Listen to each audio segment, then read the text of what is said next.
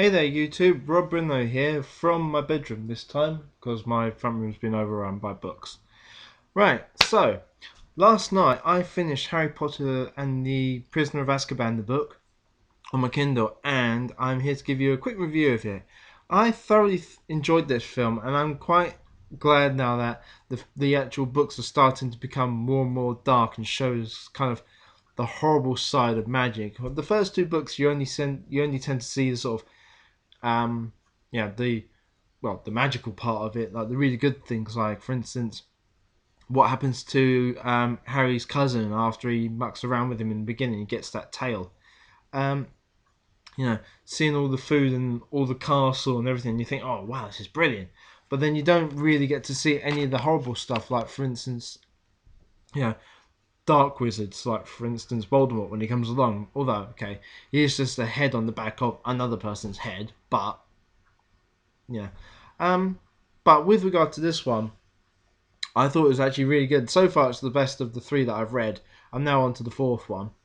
Um, but some of the points that I have noticed, for instance, are the ending where um, Sirius is rescued and the kids are in the hospital wing, and then Snape comes in and basically completely goes nuts at Harry saying, "It's all your fault." That's not in the film. The second one is the grudge that Snape has against Harry's dad.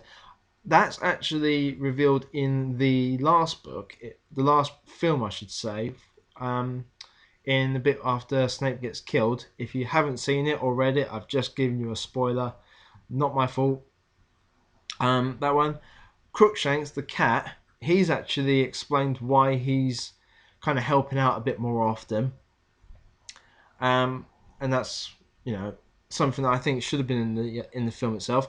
The firebolt doesn't arrive in the film until the very end, along with the with Buckbeak's feather. I don't know why I did that. That actually the firebolt actually arrives a lot earlier, and he doesn't get it for quite a while. Um, so yeah, so that was that bit. I actually, like I said, I really liked it. I like how it's going, and also the fact that it explains more about Harry's parents and what really happened on that night. Although we all know that they get killed, that's pretty much obvious. Otherwise, it wouldn't be the boy who lived. It would be, the boy's parents and maybe their pet who lived, that sort of stuff. But it actually explains why Pettigrew, the rat, Scabbers, is actually in debt to him later. It's because obviously he lets him live, and yeah, hopefully, we all know what happens if you've seen the films. Um, and I like the Dementors. I know they're actually described as being much more dangerous than the ones in the film. Also, Lupin, the werewolf, why he is so worried about why he him and his friends became animaguses. And it was actually not just a case of they could just do it. They did it partly because they could do it, but also because they could be around him and keep an eye on him.